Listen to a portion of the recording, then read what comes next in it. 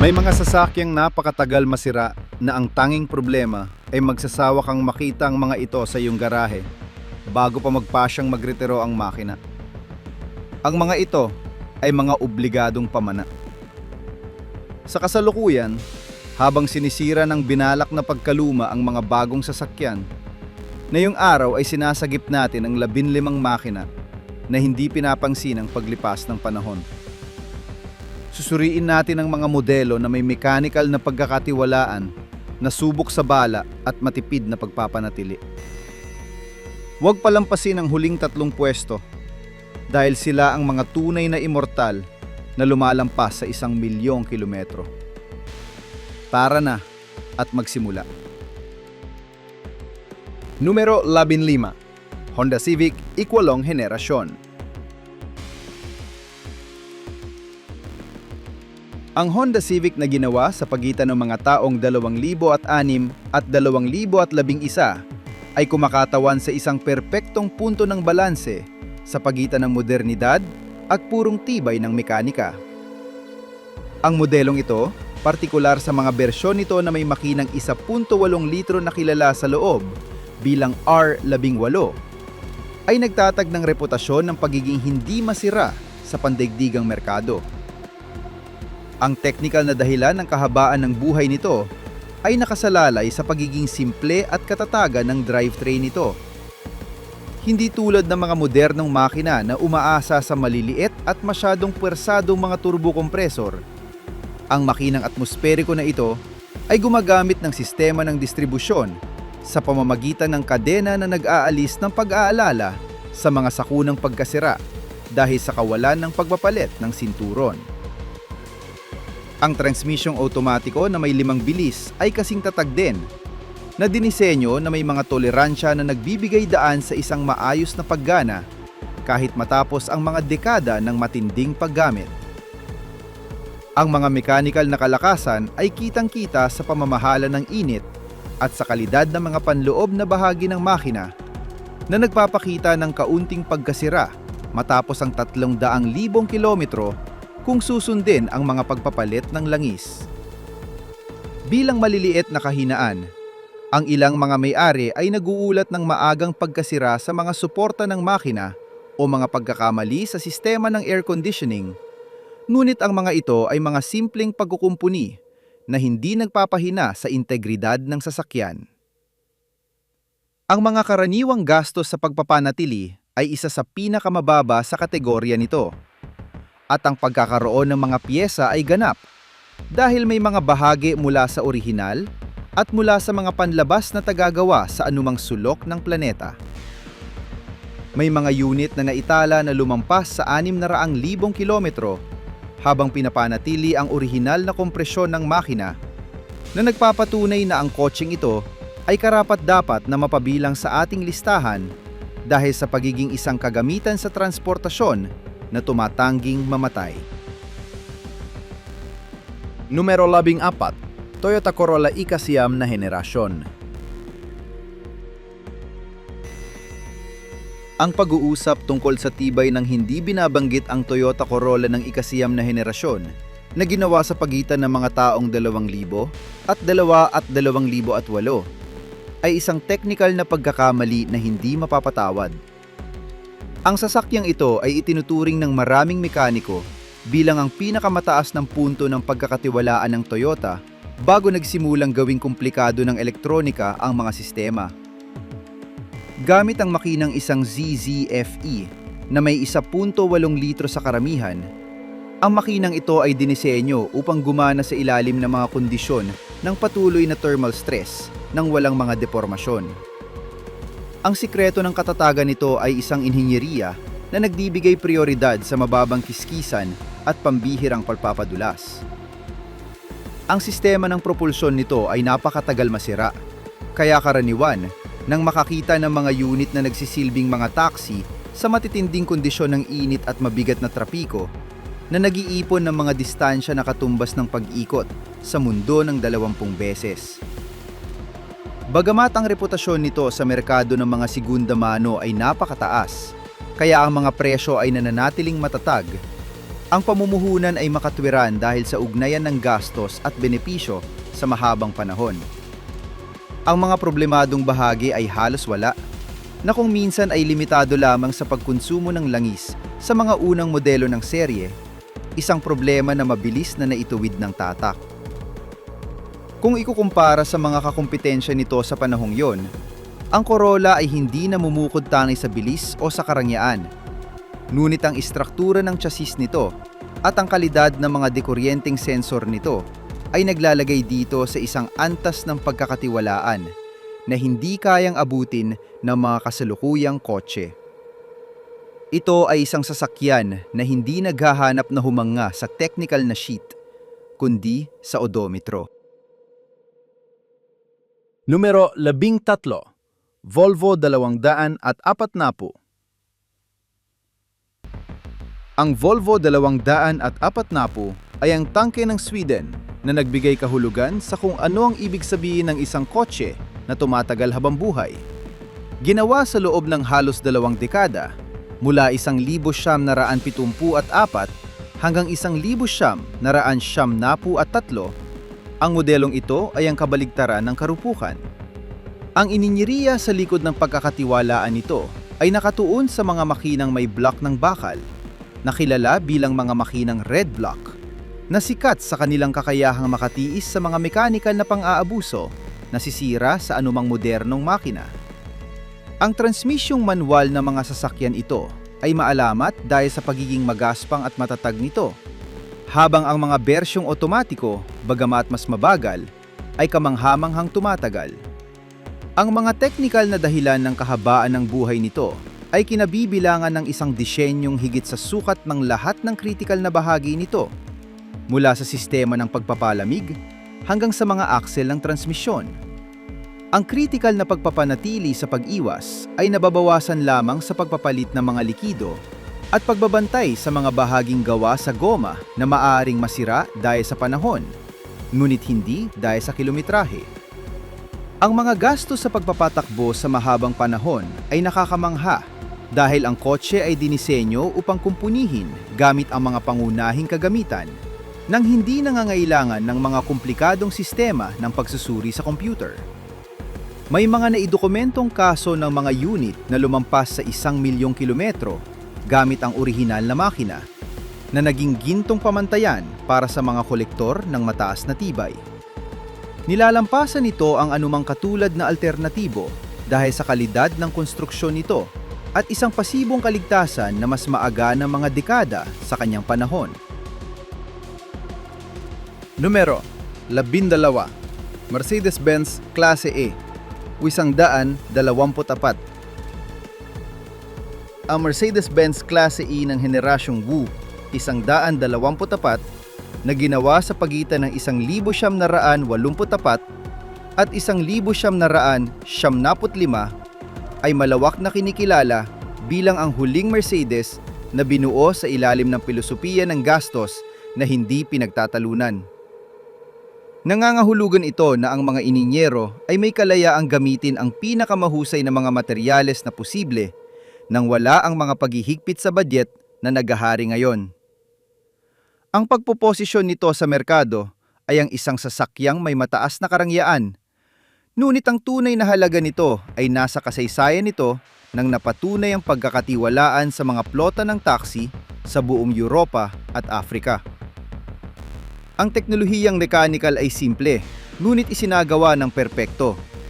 Lalo na ang mga makinang diesel na may 6 na silindro na kayang gumana sa loob ng mga dekada ng may kaunting pagpapanatili. Ang mga partikular na kalakasan ng disenyo ay kinabibilangan ng isang sistema ng suspensyong multibraso na nag-aalok ng pambihirang komportableng pagtakbo nang hindi isinasakripisyo ang katatagan at isang pintura at paggamot laban sa kalawang na nagpapanatili sa katawan ng sasakyan na malinis pagkatapos ng 30 taon. Ang mga konsiderasyon sa pagpapanatili ay mahalaga dahil ang mga orihinal na piyesa ay maaaring mahal. Ngunit ang tibay ng mga piyesang ito ay 3 o 4 na beses na mas mataas kaysa sa mga sa isang karaniwang kotse. Ang halaga ng muling pagbebenta ay nananatiling mataas dahil sa patuloy na demand sa merkado ng mga segunda mano mula sa mga eksperto na alam na ang kotseng ito, kung maayos ang pagpapanatili, ay madaling tumagal ng isa pang 3 dekada. Ito ang perpektong halimbawa kung paano ang karangyaan at ang mekanikal na immortalidad ay maaaring magkasama kapag ang inhinyeriya ay inuuna kaysa sa mga quarterly na kita. Numero 11. Honda Accord ikapitong henerasyon. Ang Honda Accord na ginawa sa pagitan ng mga taong 2003 at 2007 ay isang mahusay na halimbawa ng kung paano bumuo ng isang mid-size sedan na maaaring tumagal ng 3 dekada. Habang ang marami sa mga kasabayan nito ay natapos na sa junkyard dahil sa mga sira sa kuryente o kalawang, ang Accord ng ikapitong henerasyon ay nananatiling karaniwang tanawin sa mga kalsada. Ang puso ng tagumpay nito ay ang makina ng Seryeng K. Partikular na ang may 2.4 na litro na may sistemang e-VTEC. Ang makinang ito ay isang hiyas ng inhinyeriyang Hapones na pinagsasama ang linyar na pagbibimbay ng lakas sa isang panloob na tibay na halos katawa-tawa. Ang kadena ng distribusyon ng makinang ito ay dinisenyo upang tumagal sa buong buhay ng sasakyan, na nag-aalis sa isa sa mga pinakakaraniwang punto ng pagkasira sa mga makinang may mataas na kilometrahe. Ngunit hindi lamang ang makina ang nagpapatingkad sa sasakyang ito. Ito ay ang kalidad ng mga materyales sa loob ng cabin at ang integridad ng chassis. Hindi tulad ng mga modernong interior na gumagamit ng mga recycled na plastic na may mababang density na tumutunog sa paglipas ng panahon. Ang Accord ay gumamit ng mga polymer at tela na may mataas na katatagan na nakakatagal sa araw at sa araw-araw na paggamit nang hindi gaanong nasisira.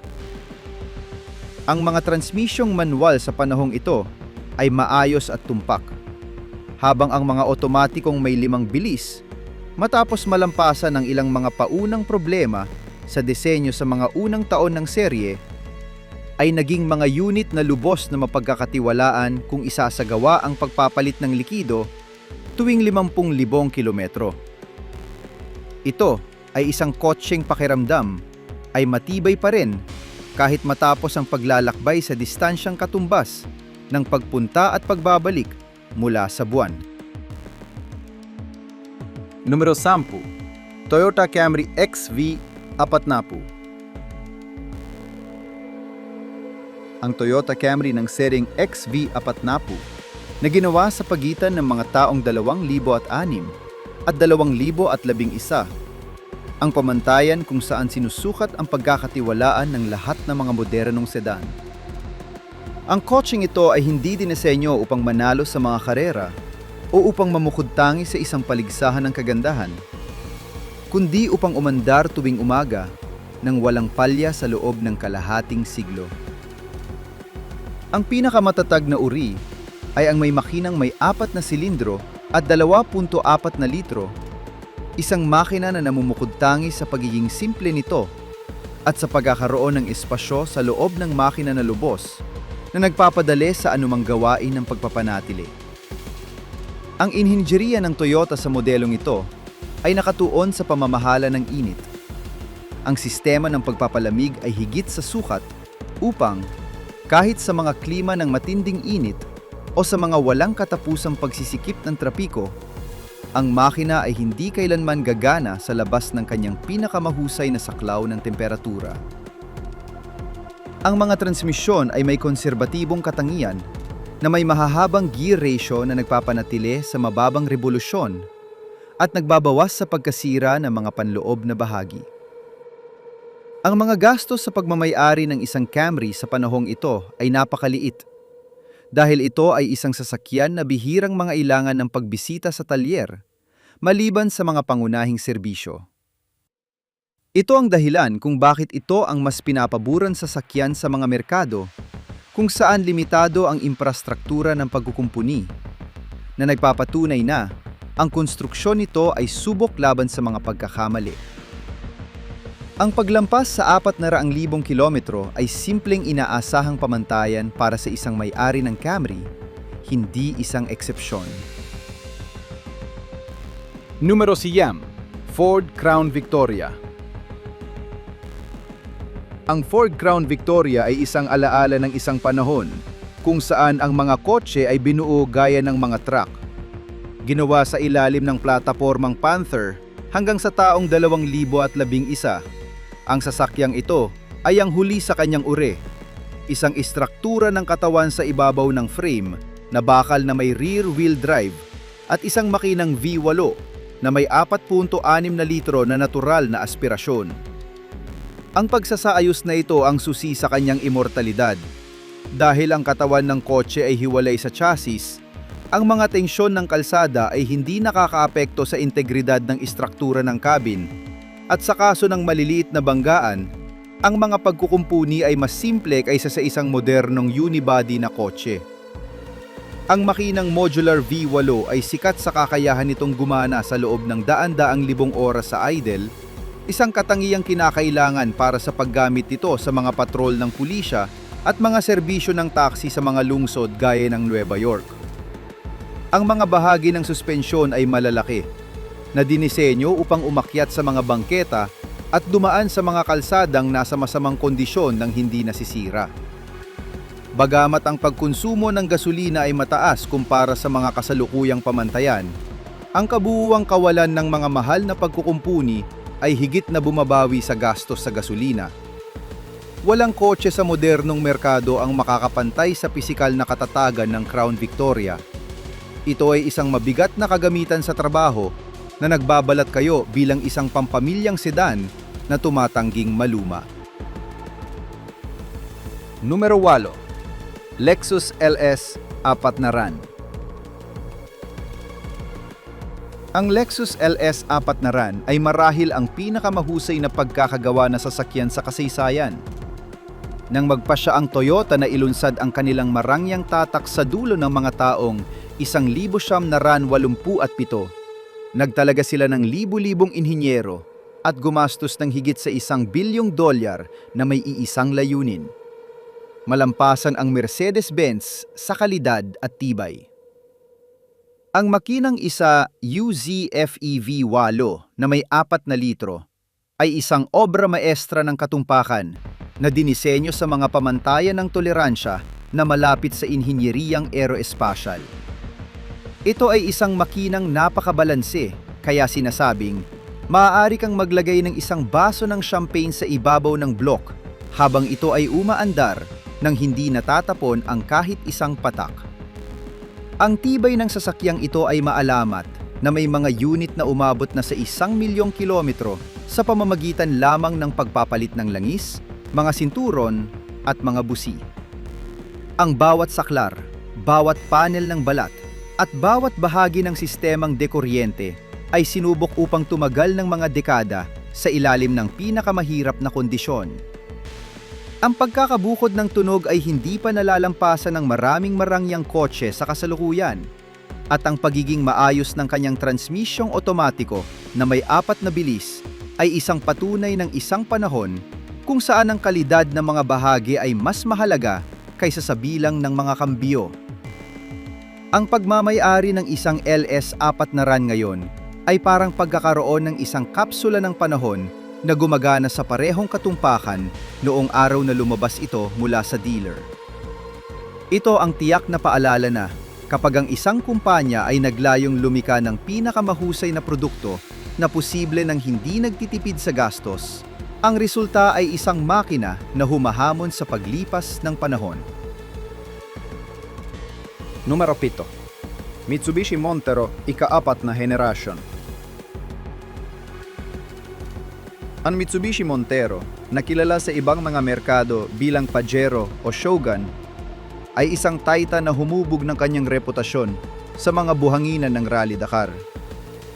Ang ika-4 na henerasyon, nananatili sa produksyon sa loob ng halos 15 taon na may kaunting pagbabago, ay kumakatawan sa tamang punto sa pagitan ng katatagang mechanical at pang-araw-araw na gamit. Ang kanyang chassis na monocasco na may pinagsamang frame ay nag-aalok ng mas mataas na katatagan ng istruktura kaysa sa maraming purong todo-terreno na nagbibigay daan sa isang matatag na pagmamaneho sa kalsada nang hindi isinasakripisyo ang kakayahan sa labas nito. Ang makinang diesel na may 3.2 litro ng 4 na silindro ay isang unit ng lakas. Ang kanyang sistemang injeksyon na common rail ay naisaayos upang makayanan ang mga pagkakaiba sa kalidad ng gasolina, isang bagay na napakahalaga sa mga ekspedisyong transkontinental. Ngunit ang tunay na lihim ng Montero ay ang kanyang sistema ng traksyon na Super Select, 4 na WD2. Hindi tulad ng ibang mga modernong sistemang dekuryente na nagpapasya para sa driver. Ang mekanismong ito ay nagpapahintulot na manumanong pumili sa pagitan ng traksyon sa likod, traksyon sa lahat ng gulong na permanente, at mga paglak ng gitnang differential, lahat sa pamamagitan ng isang pisikal na lever na direktang nakakonekta sa transfer case. Ang koneksyong mechanical na ito ay malaking nagbabawas sa mga posibilidad ng pagkakamali ng kuryente sa mga critical na sandali. Ito ay isang sasakyang dinisenyo upang tumagal ng 500,000 kilometro sa mga kamay ng isang may-ari na nagpapahalaga sa inhinjeriya ng bakal kaysa sa mga touchscreen. Numero 6. Nissan Patrol i-61. Habang ang modernong mundo ay gumagalaw patungo sa mga independenteng suspensyon at maliliit na makina, ang Nissan Patrol seryeng i-61 ay nagpasyang manatili sa tuktok ng piramide ng katatagan. Ang modelong ito ay napakabisa, kaya ang Nissan ay ipinagpatuloy ang paggawa nito para sa mga partikular na merkado sa gitnang silangan at Australia. Matagal na matapos ilunsad ang kahalili nito. Ang arkitektura ng sasakyang ito ay nakabatay sa mga matitigas na aksel sa harap at sa likod. Isang pagsasaayos na halos hindi nasisira sa harap ng mga epekto at matitinding pag-ikot. Ang makinang pinapaboran para sa matinding kahabaan ng buhay ay ang 6 na silindro sa linya na may 4.8 litro. Ang makinang ito na may natural na aspirasyon ay sikat sa kanyang kakayahang maglabas ng init at sa pagkakaroon ng mga panloob na bahagi na napakatatag, kaya maraming mga tagapaghahanda ang gumagamit sa mga ito bilang batayan upang maabot ang mga napakataas na lakas nang hindi nasisira ang bloke. Sa orihinal nitong estado, ito ay isang makinang walang hanggan. Ang transmisyong manual na may 5 bilis ay isang unit para sa mabigat na trabaho na dinisenyo upang kayanin ang patuloy na torque sa mga pag-akyat sa bundok o pagsagip sa ibang mga sasakyan. Ang Patrol i-61 ay hindi nagtatangkang maging marangya. Ang kanyang loob ay simple at ang kanyang mga materyales ay matitigas na plastik na dinisenyo upang hugasan pagkatapos ng isang araw ng alikabok at putik. Ito ang definisyon ng isang sasakyang pangserbisyong pandaigdig na hinding-hindi kabibigiwin. Numero 5. Toyota Hilux ika-7 henerasyon. Hindi maaaring pag-usapan ang pagkakatiwalaan nang hindi binabanggit ang Toyota Hilux. Partikular ang ika-7 henerasyon na ginawa sa pagitan ng mga taong 2004 at 2015. Kilala sa buong mundo bilang ang truck na hindi masira, ang Hilux ay ang gulugod ng ekonomiya sa mga umuunlad na bansa, mga sektor ng pagmimina at mga makataong organisasyon. Ang inhinyeriya ng henerasyong ito ay nakatuon sa ganap na pagpapasimple. Ang makinang 2 KDF-TV na may 2.5 litro na turbo diesel ay maalamat hindi dahil sa kanyang bilis, kundi dahil sa kanyang katigasan na patuloy na gumana kahit sa ilalim ng matinding kapabayaan. Ang chassis ng mga pahaba at pahalang na bar ay mas makapal kaysa sa kanyang mga kakumpetensya na nag-iiwas sa mga lamat dahil sa pagkapagod matapos ang mga taon ng pagkakarga ng mga timbang na mas mataas kaysa sa inirerekomenda ng tagagawa. Ang suspensyon sa likod na may mga leaf spring ay isang technical na solusyon mula pa noong isang siglo na nananatiling pinakamahusay para sa mahirap na trabaho dahil wala itong mga komplikadong bahagi na maaring mabigo sa ilalim ng presyon. Bukod dito, ang pagkakaroon ng mga piyesa para sa modelong ito ay pandaigdig. Sinasabing sa anumang malalayong nayong sa mundo ay mayroong nakakaalam kung paano mag-ayos na isang Hilux at mayroon siyang mga kinakailangang piyesa. Ito ay isang kagamitan na lumalampas sa kategorya ng sasakyan upang maging isang ligtas na pinansyal na asset dahil sa kanyang napakababang depresyasyon at kawalan ng gasto sa pagpapanatili para sa pag-iwas sa sira. Numero 4. Toyota Land Cruiser Serie Pitumpu. Dumating na tayo sa itinuturing ng maraming eksperto bilang ang pinakamatatag na sasakyan sibil na nagawa kailanman, ang Toyota Land Cruiser Serie Pitumpu. Bagamat ang disenyo nito sa labas ay tila naging kasing tigas ng yelo noong dekada ng 80, ang modelong ito ay patuloy na ginagawa hanggang ngayon dahil walang modernong teknolohiya ang nakapagtalo sa pagiging mabisa nito sa pinakamahirap na lupain. Ito ang karaniwang sasakyan ng mga nagkakaisang bansa at ng mga pinakamalaking kumpanya ng pagbimina sa mundo sa isang simpleng dahilan. Ito lamang ang nakakatagal. Ang puso ng mga bersyong pinakamatagal ay ang makinang isang HZ, isang 6 na silindro na diesel na atmosperiko na may 4.2 litro. Ang makinang ito ay walang turbo, walang komplikadong elektronika, at maaring gumana kahit na ang sistemang dikuryente ng kotse ay ganap na mabigo kapag ito ay napaandar na. Ito ay purong mekanika ng panloob na pagkasunog. Ang mga axle ay malalaki.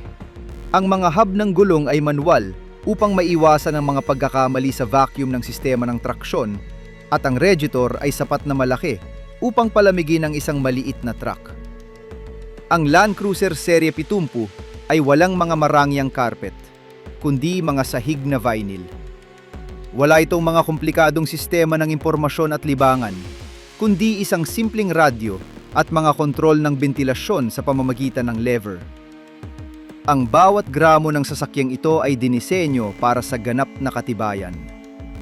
Ito ay isang makina na hindi sinusukat sa mga taon, kundi sa mga dekada, at madalas na nabubuhay ng mas matagal kaysa sa kanilang mga orihinal na may-ari habang pinapanatili ang paggana nito ng buo. Ang paglipat na ito patungo sa mga sasakyang para sa mabigat na gamit ay naghahanda sa atin upang maunawaan ang tunay na sukat ng inhinyeriya ng kalidad. Sa pamamagitan ng pag-aalis ng mga hindi kailangan at pagtuon sa katatagan ng mga materyales, ang mga tagagawang ito ay lumikha ng mga alamat na walang kinikilalang hangganan. Gayunpaman, kailangan pa nating tuklasin ang 3 pwesto ng karangalan, ang mga sasakyang nakamit ang imposible. Ang pagsamahin ang walang hanggang tibay na iyon sa isang presensya na nagpabago sa kasaysayan ng industriya ng sasakyan magpakailanman. Ang 3 pangalan na nagsasara sa listahang ito ay hindi lamang mga mapagkakatiwalaang makina, kundi mga simbolo ng katayuan at mekanikal na kapangyarihan na nagbigay kahulugan sa kung ano ang ibig sabihin ng perpeksyon sa ibabaw ng mga gulong. Maghanda upang pumasok sa bilog ng mga pinili, kung saan ang salitang sira ay sadyang hindi umiiral sa bokabularyo ng kanilang mga may-ari. Numero 3. Honda Civic ika-6 na henerasyon. Ang Honda Civic sa dulo ng mga taong 90 at simula ng mga taong 2,000 ay kumakatawan sa eksaktong sandali kung kailan ang kahusayan ng mga Hapones ay umabot sa kalagayan ng biyaya. Ang modelong ito ay sikat sa kanyang mga makina ng Sering B at Sering D, mga propulsor na tila humahamon sa mga batas ng pisika pagdating sa tibay. Ang katalinuhan ng Civic ay nakasalalay sa pagiging simple nito at sa paggamit ng suspensyon na double wishbone sa parehong axle, isang katangian na karaniwang inilalaan para sa mga sasakyang pampalakasan o sa mga may matinding karanyaan.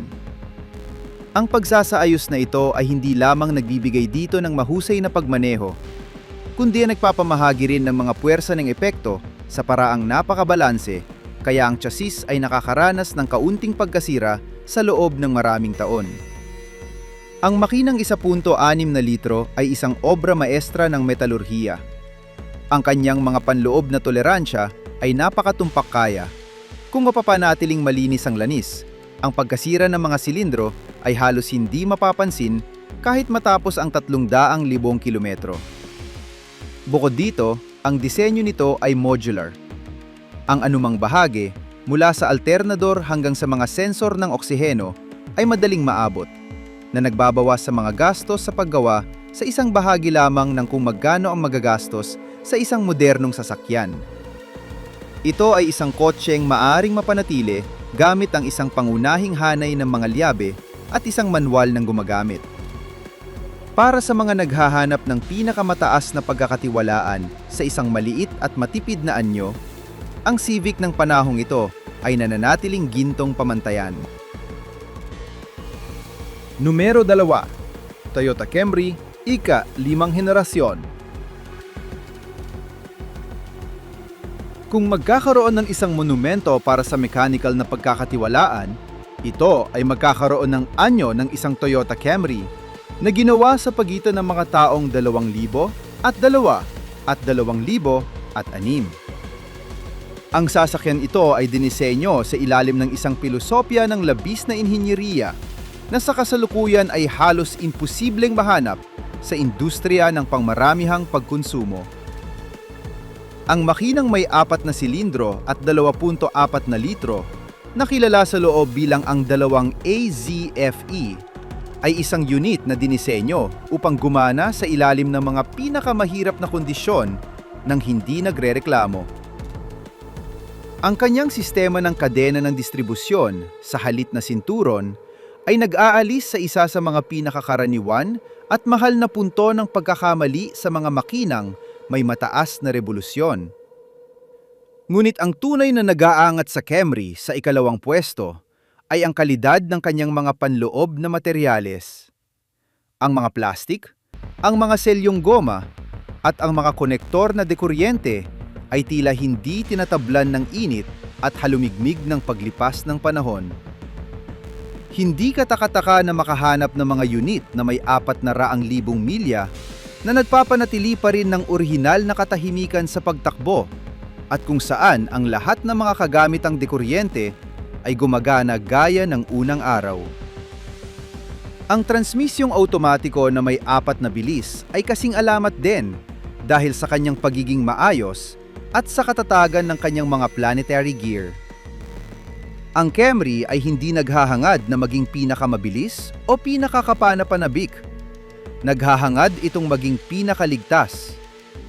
Ito ang sasakyang pipiliin mo kapag ang iyong pamunahing prioridad ay ang umandar ang kotse tuwing umaga sa susunod na 20 taon, anuman ang mangyari sa labas, may bagyo man ng nyebe o init ng disyerto.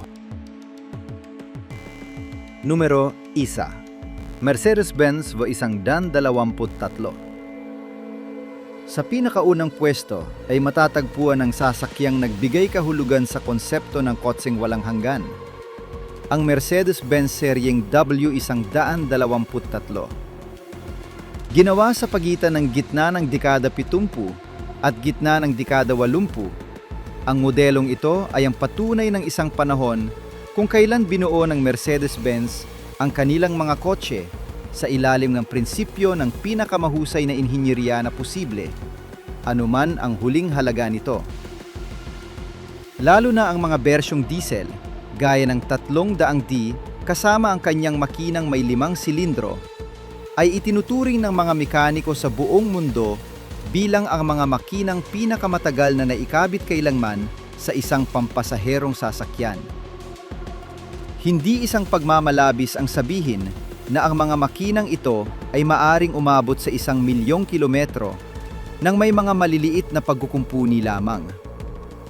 Ang lihim ng kanyang immortalidad ay nakasalalay sa kalidad ng bakal na ginamit at sa pagiging simple ng kanyang mechanical na bomba ng injeksyon na Bosch na maaring gumana gamit ang mga panggatong na may mababang kalidad o kahit na mga pinrosesong langis mula sa mga gulay sa mga sitwasyon ng emerhensya. Ang kapal ng mga gumagalaw na bahagi sa loob ng makina ay halos doble sa nakikita sa mga kasalukuyang disenyo na nagpapahintulot dito na sumipsip ng thermal stress ng hindi nadedeporma. Ang bawat saklar sa loob ay may bigat at katatagan na nagpapahiwatig na ito ay ginawa upang tumagal ng isang siglo. Ang W123 ay hindi lamang isang kotse. Ito ay isang bunker sa ibabaw ng mga gulong. Ang pagmamay-ari ng isa sa kasalukuyan ay hindi lamang isang pahayag ng estilo, kundi isang aral ng sirkular na ekonomiya. Ito ang hindi mapagtatalunang nagwagi dahil ipinakita nito sa mundo na ang isang mechanical na bagay ay maaring maging halos walang hanggan kung ito ay binuo ng may integridad at ng walang binalak na pagkaluma.